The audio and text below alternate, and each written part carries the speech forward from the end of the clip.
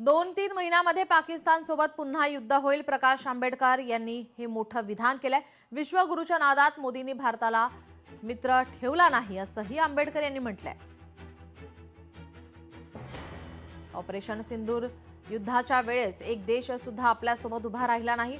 2-3 महिन्यात पुन्हा एक युद्ध होईल.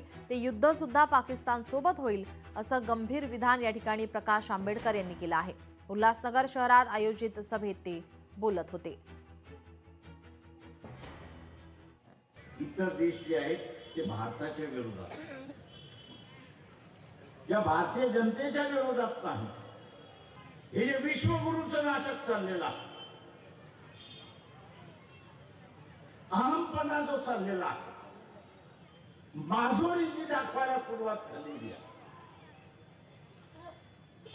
त्या माजोरीचा असणारा परिणाम आहे. या माजोरीचा असणारा परिणाम आहे.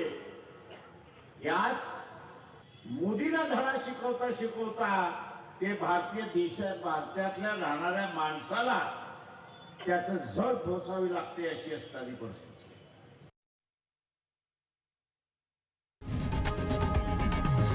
लोकशाही मराठी ऐका, पहा, जागरूक रहा.